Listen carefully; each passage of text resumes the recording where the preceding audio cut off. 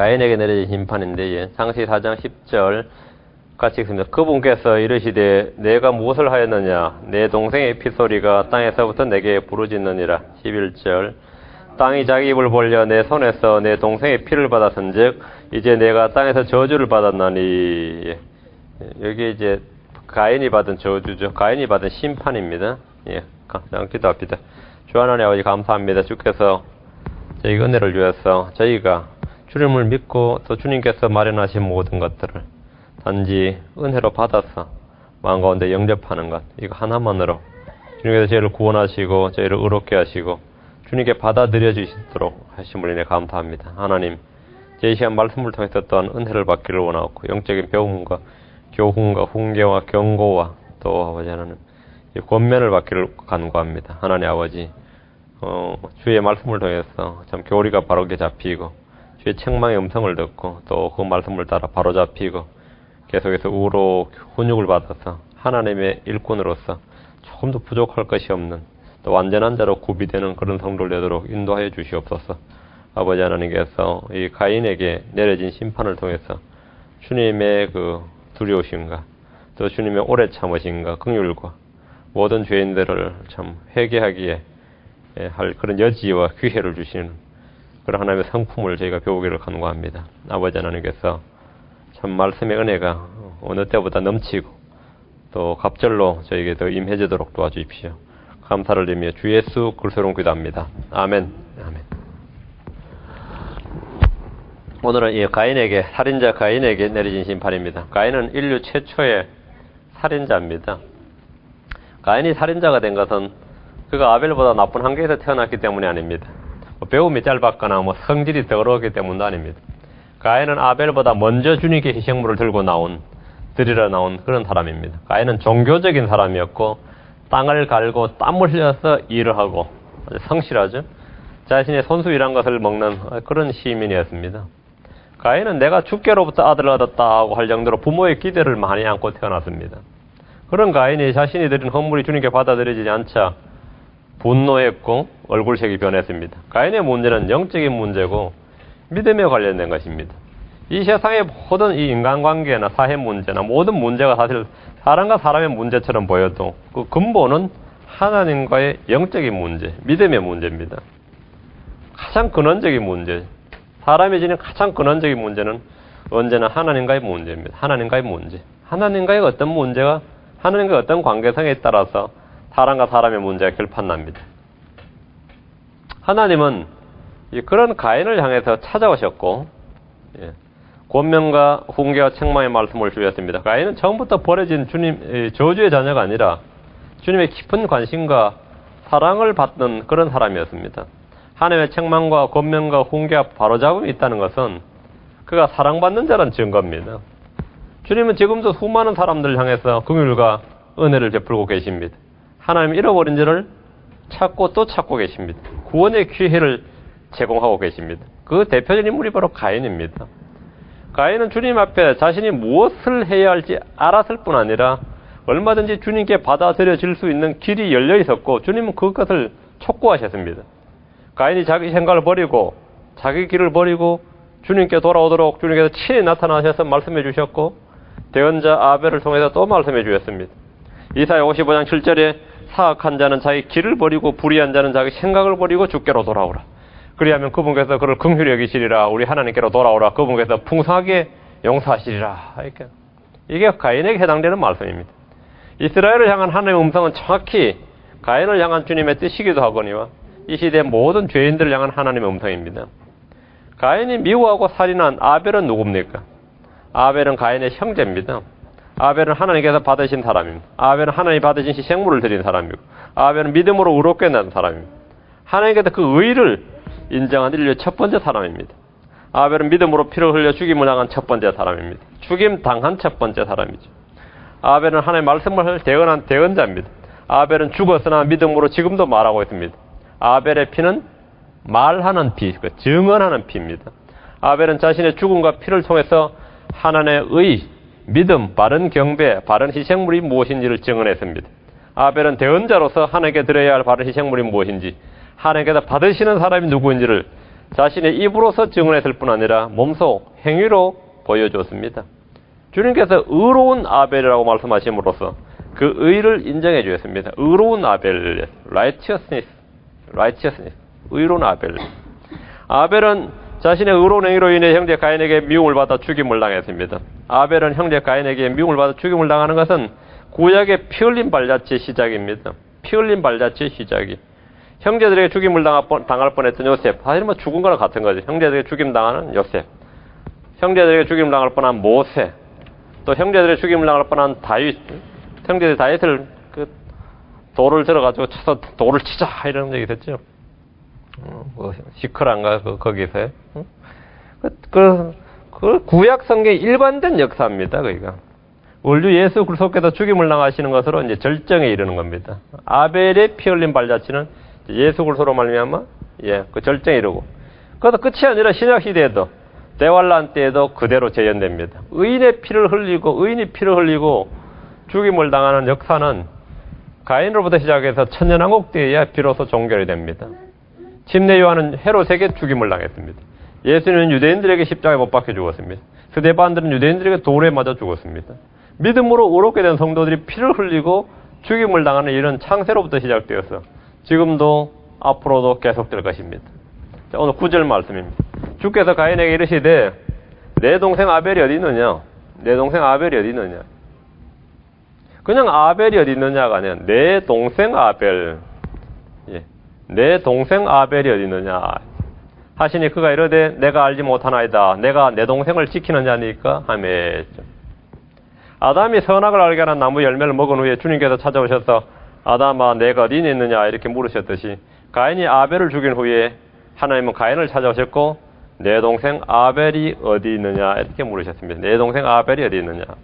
주님의 질문은 매우 단순하지만 아주 핵심을 정확히 찌르고 있습니다.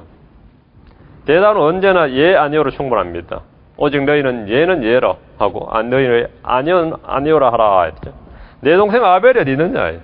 하나님은 가인이 아벨을 죽인 것을 몰라서 물으시는 것이 아닙니다. 하나님께서는 가인이 한 일을 다 알고 계십니다. 하나님께서 자신이 알지 못했던 사실을 알기 위해서 묻는 일은 없습니다. 주님은 우리의 생각과 마음을 다 아십니다. 우리가 한 행위를 다 아십니다. 하나님은 가인에게 내 동생 아벨이 어디 있느냐 이렇게 물으셨습니다. 내 동생 아벨이 어디 있느냐. 이는 주님께서 어떤 사마리아 여인에게 가서 내 남편을 부르고 여기로 오라 이 말씀하신 것과 같습니다. 그 사람의 실체를 보여주는 거죠. 그 사람이 한 일을 보여주는 겁니다. 주님께서는 질문을 통해서 그 사람의 행위, 현재 영적 상태를 정확히 지적해 주시고 회개할 기회를 주시고 주님 앞에서 숨길 것이 없음을 보여주시는 것입니다. 이미 흔히 알고 있는 질문 앞에서 사람은 변명할 수도 없고 거짓말할 수도 없습니다. 딱 그쯤을 지적해서 이제 질문을 하면은 뭐 꼼짝 못하는 거죠. 주님은 오래 참으시며 긍휼로 가인을 대하시며 지금 회개의 기회를 주고 계십니다. 내 동생 아벨이 어디 있느냐는 주님의 이 신문에 가인은 아벨은 죽었습니다. 제가 죽였습니다. 이렇게 자신의 죄를 시인하거나 회개하지 않았습니다. 죄를 범한 아담과 아벨이 계속해서 변명을 일삼았, 죄를 범한 아담과 이브가 계속해서 변명을 일삼았듯이 가인 역시 그러했습니다. 죄인들은 죄를 지은 후에 시인하고 회개하는 대신에 종교적 변명을 일삼기 마련입니다. 가인은 하나님께 내가 알지 못하나이다. 내가 내 동생을 지키는 자니까 라고 대답했는데 이는 거짓말이고 자기 변명입니다. 내가 알지 못하나이다. 잘 알죠. 가인은 잘 알았지 알지 못할 수가 없는 거죠. 죄인들의 특징은 자신이 지은 죄에 대해서 언제나 내가 알지 못하나이다. 이게 이제 소위 말하는 불가지론자들이죠. 알아도 모른다. 이게 고의적 무지라는 거죠. 이 죄인들은 경찰이나 검사나 판사나 배심원들 앞에서만 그런 것이 아니라 하나님 앞에서도 거짓말을 하며 이 사실을 부정하고 또는 증언을 부정하고 나타난 증거조차 부정합니다. 자신의 양심과 이성을 비롯한 본성을 부정합니다. 이것은 죄를 지은 사람의 특성입니다. 자신의 행위가 사실로 드러나면 이제 사실로 드러나면 어떻게 됩니까? 그때는 자신이 죄를 지은 것은 어쩔 수 없는 일이었고 그런 행위를 하도록 어떤 원인이 제공되었다든 그 원인 제공을 한 사람이나 동기를 부여한 사람이나 그런 환경이나 그런 사건 등의 책임을 전가함으로써 자신을 정당합니다. 이 사회가 날 이렇게 만들었다느니 뭐 이런 것까지 하든지 돌릴 데가 없으니까 이 사회의 구조적인 문제다 뭐 이래요. 이 사회의 구조적인 문제다. 이 정도까지 변명을 어디까 계속해서 자신을 정당하게 해서 막 자신의 죄를 전가할 수 있는 그런 변명을 하죠. 내가 내 동생을 지키는 자니까 이거. 왜 내한테 와서 묻느냐 이거. 가인은 하나님께 내가 내 동생을 지키는 자니까 라고 함으로써 동생의 소재를 왜 내게 묻느냐 이게. 항의에 있습니다. 왜 동생을 내게 묻느냐. 내가 동생을 지킬 필요가 뭐가 있느냐 이거죠. 가인은 자신이 형제를 지킬 책임이나 의무가 없다는 점을 지금 하나님 앞에 분명히 했습니다. 나는 내 동생을 지키는 자가 아니다. 이렇게. 형제를 지키는 자가 아니라는 것은 형제가 어떻게 되든 자신이 상관할 바가 아니란 것입니다. 굶든 헐벗든 병들었든 죽든 전혀 개의치 않겠다. 그건 나의 문제가 아니다. 내가 상관할 문제가 아니라는 겁니다. 지금 가인이 하나님 앞에서 아벨이 어떻게 되든지 아벨이 뭐 죽었든지 살았든지 굶든지 지금 고통 가운데 있든지 병들었든지 그런 건 나와 상관없는 일이다 이거예요. 그러나 형제 사랑이나 형제를 돌보고 섬기는 것은 형제된 자의 의무고 특권입니다. 가인은 하나님께 형제 사랑의 의무와 특권을 버렸음을 지금 당당하게 선포하고 있습니다. 이 말은 결국 뭐냐 이거예요. 자신이 하나님께 속한 자가 아니고 마귀의 자녀임을 지금 고백하고 선언하는 것입니다. 하나님 앞에서 나는 지금 하나님의 자녀가 아니다. 난 하나님께 속한 사람이 아니다. 이거예요. 그걸 지금 자기 입으로 말하고 있는 겁니다. 요한일서 3장 10절에 이로써 하나님의 자녀들과 마귀의 자녀들이 드러나나니 누구든지 의를 행하지 아니하는 자나 자기 형제를 사랑하지 아니하는 자는 하나님께 속하지 아니하느니라. 의를 행하지 아니하는 자는 의의 희생물을 가인은 거부했어요. 그 의를 행하지 않았어요. 그 믿음으로 의를 행하지 않았고 또 하나는 자기 형제를 사랑하지 않았다. 나 형제를 지키지 않는다. 나 상관없다. 형제와 아벨과 나와는 아무런 상관이 없다. 스스로 하나님 앞에 그렇게 딱 자기 입으로 말을 해서 결국 나는 뭐죠? 나는 하나님께 속하지 않는다. 하나님과 나는 상관없다. 지금 이 말을 지금 내뱉고 있는 겁니다. 하나님 왜 나한테 그런 말을 왜 하느냐 이거예요. 나와 동생과 무슨 상관이냐 그 말 넘어서 나와 하나님과 무슨 상관이냐 이거예요. 하나님 왜 나한테 와서 그런 걸 묻고 왜 나한테 그걸 지금 신문하느냐 이거예요. 자기 형제를 사랑하지 않은 자는 사망 안에 거한다고 했습니다. 자기 형제를 사랑하지 않는 자들이 자기 형제를 사랑하지 않는 자는 거짓말하는 자여 하나님 사랑할 수 없다고 했습니다. 이를 통해서 가인은 하나님 앞에서 나는 하나님께 속하지 않고 나는 마귀의 자녀고 나는 하나님을 사랑할 수 없다는 점을 분명하게 선포를 했습니다. 이게 선포를 했어요. 전혀 단순하게 4장 9절이 그냥 말이야. 내가 내 동생을 지키는 자니까 했는데 이 한마디가 보통 말이 아닌 겁니다.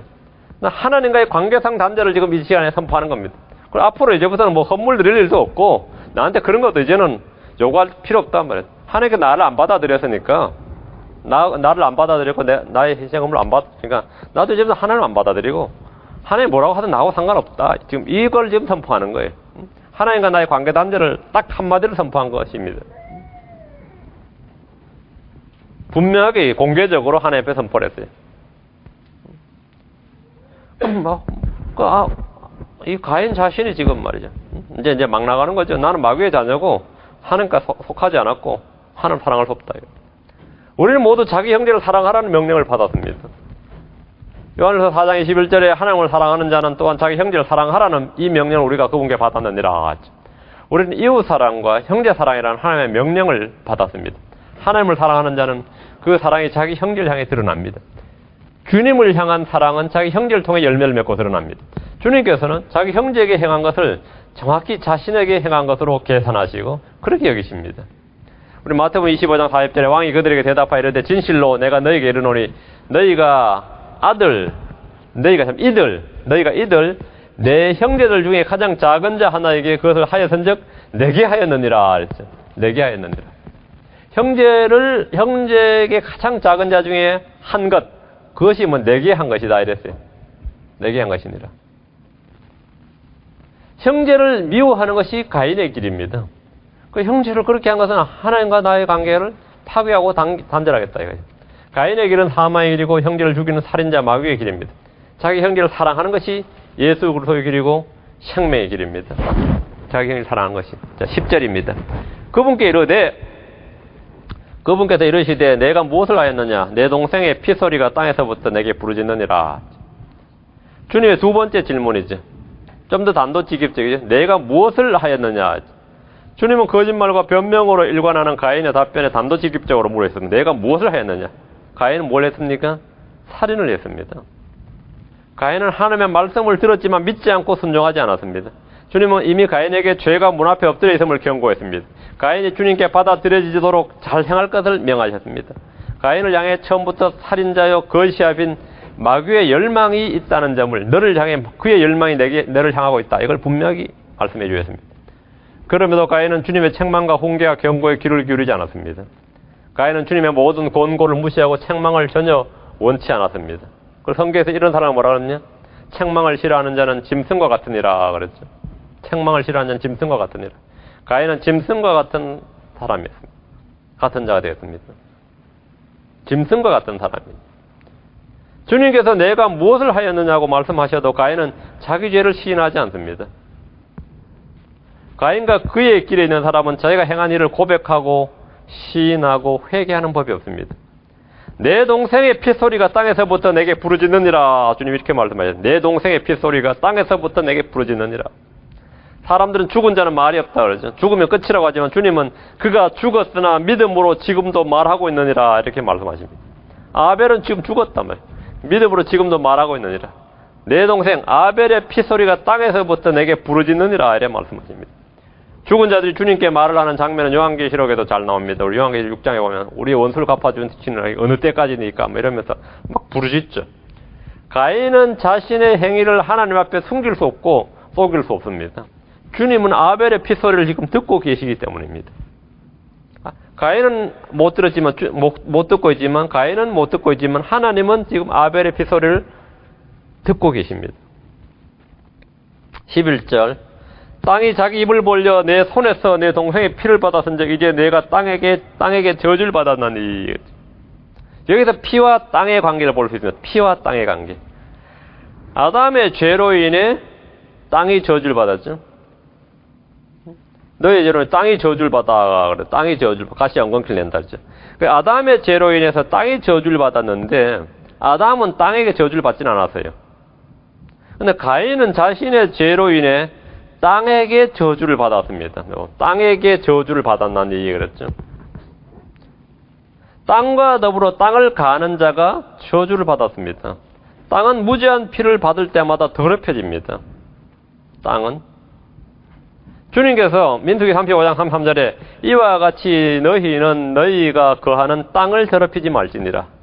피는 땅을 더럽히나니. 가인은 아벨의 피로 말해서 지금 땅을 더럽혔어요. 무지한 피는 토양오염의 주범입니다. 시편 106편 38절에 무지한 피고 자기 아들 딸들의 피를 흘리고 가나안의 우상들의 그들을 희생물로 드려 그 땅을 피로 오염시켰도다. 피로 오염시켰도다. 토양오염의 주범이 피예요. 무지한 피를 흘리는 것. 그 다음에 음란, 그죠? 우상숭배, 그 다음에 전쟁이죠. 그게 성경에 나라는 이 토양오염의 주범이에요. 그 땅을 계속 더럽히면 땅이 결국 어떻게 한다고요? 그 거주민들을 토해낸다 그랬습니다. 이 아벨의 피를 받은 땅은 그 피를 흘린 가인이 피를 흘릴 때까지 깨끗하게 되지 않습니다. 가인은 죽을 때까지 땅에게 저주를 받았습니다. 시제에 주목하세요. 이제 내가 땅에게 저주를 받을 것이다 이게 아니고 미래형으로 된 게 이제 내가 땅에게 저주를 받았나니 이랬어요. 땅에 저주를 받았어요. 과거형입니다. 가인은 땅을 가는 자입니다. 땅을 가는 자인데 가인은 땅을 갈아서 땅의 소산물을 희생물로 드렸던 그런 사람이에요. 그런 가인이 땅에게 저주를 받았습니다. 이제 더 이상 뭡니까? 농사 못 짓고 사는 거죠. 농사 못 짓는데 농사꾼이 안 되는 거죠. 그러니까 농사꾼이 농지를 떠났다. 땅을 가는 사람이 시골을 떠나면 어디로 가죠? 토시를 가는 거죠. 가인이 이제 더 이상 농부가 아니에요. 그럼 뭐가 되겠어요? 토시를 만드는 거예요. 도시 사람이 되는 겁니다. 도시 사람이 되는 거예요. 그럼 직업도 바뀐 거죠. 농군이 아니라 이제 농사 짓는 대신에 뭐 하는 겁니까? 이제부터는 장사를 하든지 뭐 서비스 산업을 하든지 뭐 유흥업을 하든지 뭐 법률가가 되든지 하여튼 공무원이 되든지 하여튼 농사는 안 짓고 왜? 농사를 못 짓는 거예요. 농사를 못 짓는 거죠. 다른 이제 2차 산업에서 3차 산업으로 옮겨가는 거죠. 산업화가 되고 도시화가 되는 거죠. 자신이 흘린 아벨의 피는 고스란히 자신에게 지금 저주로 돌아왔습니다. 아벨을 죽임으로 가인이 얻은 유익이나 좋아진 것은 아무것도 없습니다. 나름대로는 그러겠지. 이제 더 이상 농사 안 지어서 뭐 좋다 이렇게 생각할 수도 있겠습니다. 농사 안 지어도 좋다. 죄의 대가와 저주와 형벌과 심판은 없는 것처럼 보여도 반드시 그 자신에게로 돌아오며 거두게 되어 있습니다. 가인은 아벨을 죽고 나서 뭔 훗날 심판을 받은 것이 아니라 곧바로 땅에게 저주를 받아서 이 심판이 임했습니다. 자, 12절. 내가 땅을 갈아도 이후로는 땅이 자기 효력을 내게 내지 아니할 것이요. 이게 이제 땅의 저주죠. 내가 땅에서 도망하는 자가 되고 방랑하는 자가 되리라 하시매. 양을 치는 목자였던 아벨과 달리 가인은 땅을 가는 사람이었는데 이전과 달리 땅은 가인에게 적절한 수확을 내지 않는 한마디로 저주 심판입니다. 이전에는 씨를 뿌리고 땀을 흘리면 풍성하게 수확했지만 이제는 그런 수확을 기대할 수 없다는 겁니다. 이 부분은 자연과학적으로 좀 설명이 안 되죠. 가인이 갈던 땅이 갑자기 황무지가 된 것인지 아니면 뭐 핵무기가 떨어져 핵폭탄이 떨어진 것처럼 풀 한 폭이 자랄 수 없는 그런 오염된 땅처럼 된 것인지 땅을 갈아도 땅이 자기 효력을 내지 않을 것이다 이렇게 말합니다. 이제 가인은 더 이상 농사를 지을 수 없게 된 겁니다. 이것은 전적으로 영적인 문제입니다. 비료가 없어서 땅이 소출을 내지 않는 것이 아니라 죄로 인해서 땅이 자기 효력을 내지 않는 겁니다. 그러니까 저주예요.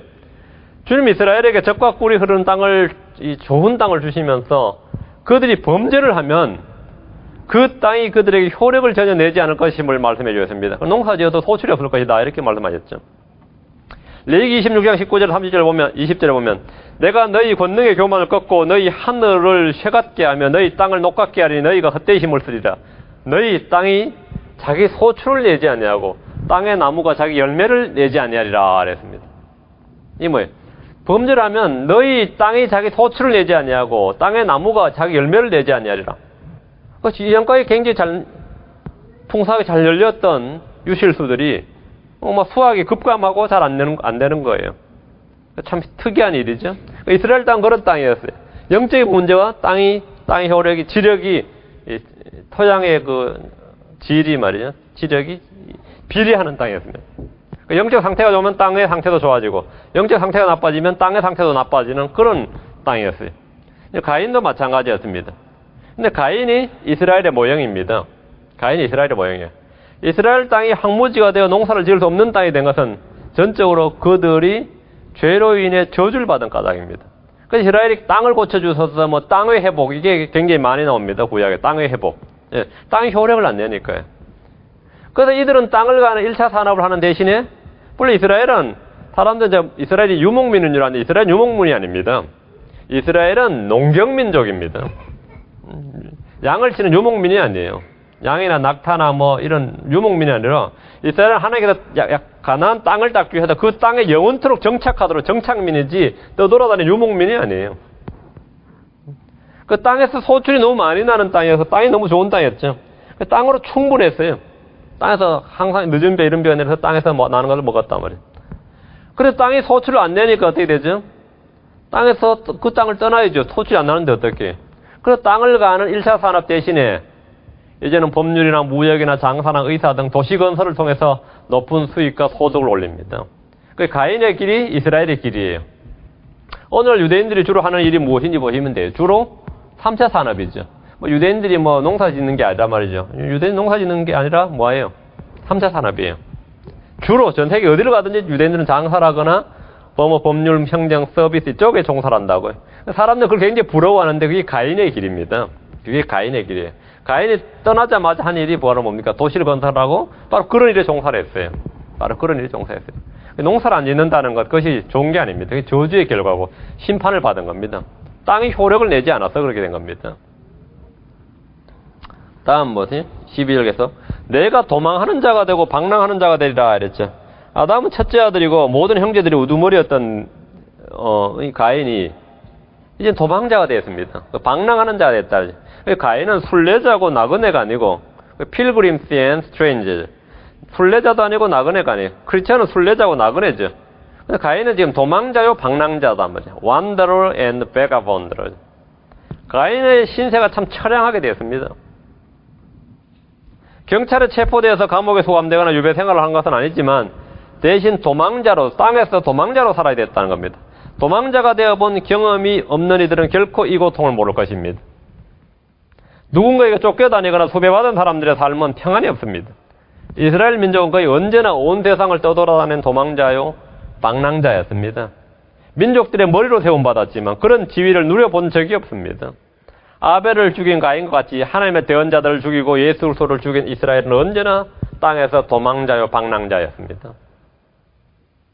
자신의 정착지를 두고도 그 땅에 뿌리를 내리지 못한 채 그 땅에 효력을 내지 않으니까 도망다니고 방랑하는 민족의 대명사가 바로 이스라엘입니다. 그들이 가인의 길을 따라 걸었기 때문입니다. 아벨은 예수 그리스도의 모형이에요.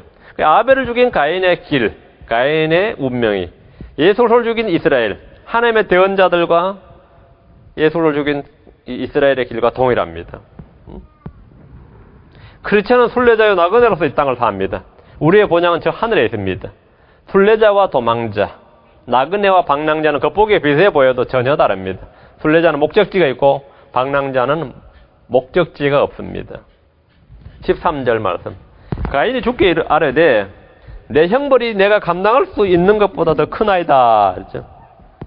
가인은 자신이 받은 형벌이 사실 자신이 지은 죄에 비해서 적다고 생각해야 합당합니다. 원래 정확하게는 뭡니까? 살인자는 사형이에요.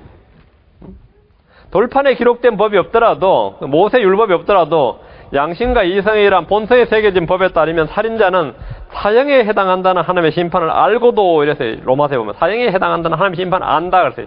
이 가인 자신도 이미 알고 있었던 겁니다. 로마서 1장 32절에 본성에 따라서 가인은 자신이 사형에 해당하는 하나님의 심판을 알았는데, 그렇다면 에스라와 같이 말하는 게 정상이에요. 에스라서에 보면 에스라 9장 13절에 보면 우리의 악한 행실과 큰 범법으로 인하여 이 모든 일이 우리에게 임하였사오나 우리 하나님께서는 우리의 불법들에 상응하는 형벌보다 적은 형벌을 우리에게 주시고 우리에게 이와 같은 큰 구출을 베푸셨사오니. 그러세요. 우리가 행한 뭐라고요? 범법, 불법들에 상응하는 형벌보다 적은 형벌을 우리에게 주셨다. 그러세요. 에스라는 하나님께서 불법에 상응하는 형벌보다 적게 주셨음에 감사를 했는데, 가인은 지금 자신이 행한 불법보다 형벌이 지금 더 크나이다. 너무 크다. 감당할 수 없다. 이렇게. 이거 너무 심하다. 판결에 불만이 돼. 판결에 불만이 있어요. 죄인들의 특징은 항상 자신들이 받은 형벌이 항상 너무 크고 너무 무겁고, 그래서 억울해합니다. 내가 행한 일이 실수였는데, 내가 행한 일이 어땠는데 이렇게 내가 힘이 없다 보니까 이렇게 억울하게 형벌을 많이 받는다고 이렇게 생각해요. 변호사라도 제대로 썼으면 이렇게 형벌을 많이 받지는 않을 텐데, 이게 사람들이에요. 이게 죄인들이에요. 가인도 지금 하나님 앞에 내가 형벌이 너무 크다 이거죠. 별로 큰 죄도 아닌데 심한 형벌을 받는다고 여깁니다. 가인 역시 그러했습니다. 가인은 주님께 내 형벌이 내가 감당할 수 있는 것보다 더 큰이다 라고 함으로써 주님의 긍휼과 은혜와 공의로움의 반론을 제시했습니다. 아담은 자신에게 주어진 심판을 그대로 받아들였지만 가인은 그렇지 않았습니다. 이는 대를 내려갈수록 점점 심해지는데, 오늘날 죄인들은 주님을 대적해서 이를 갈고 분노합니다. 심판을 내리면 내가 왜 심판을 받아야 되냐 이래. 내가 왜 심판을 받고 내게 왜 형벌이 많냐. 이게 아주 도리어 분노를 합니다. 큰아이다 정도가 아니에요. 받아서는 안 된다고 생각합니다. 육신적인 크리스천들은 주님이 주신 사명이 너무 크고 무겁다고 말합니다. 십자가는 내가 감당할 수 있는 것보다 더 크다고 외칩니다. 주님의 명령이나 말씀들은 지키기에 너무 크고 무겁다고 생각합니다. 주님의 짐과 멍에는 쉽고 가볍습니다. 구약 율법과 달리 주님의 명령은 가볍습니다. 요한일서 5장 3절에 우리가 그분의 명령들을 지키는 것, 이것이 곧 하나님을 사랑하는 것이니라. 그분의 명령들은 무겁지 아니하니라 했습니다. 크리스천은 그리스도의 법, 그리스도의 명령을 지키고 순종함으로써 주님을 기쁘시게 하는 자란 증거를 얻어야 합니다. 그것이 바로 우리의 삶입니다. 가인은 그렇댔습니다. 가인에게 내려진 심판이죠. 우리는 우리에게 내려진 모든 심판과 저주와 정죄가 예수 그리스도에게 임해서 예수 그리스도에서 담당하였습니다. 그리고 우리에게는 더 이상 정죄가 없고 저주가 없습니다. 우리는 육신을 따라 행하지 않고 성령을 따라서 예수 그리스도 안에 있기만 하면 더 이상 정죄도 없고 저주가 없습니다. 기도합시다. 위대하시 거룩하신 주 하나님 아버지, 은혜 주셔서 감사합니다. 하나님께서 참 형제 사랑을 전한 그 명령이 이미 구약의 처음부터 제시되어 있고, 또 우리가 행해야 할 길이고, 또 따라야 할 그런 것을 말씀을 통해 잘 배우게 됩니다. 하나님께서 은혜 베풀어 주셔서 제가 평생토록 우리 주 예수 그리스도의 명령을 쫓아서 그렇게 걸을 수 있도록 해주시길 원합니다. 아버지 하나님, 저희가 언제나 주님을 사랑하고 주님의 말씀을 지키고 형제들을 돌보는 자들 되도록 도우시고 서로 섬기고 또 피차 뜨겁게 사랑하는 종들 되도록 인도해 주십시오. 감사를 드리며 주 예수님 기도합니다. 아멘.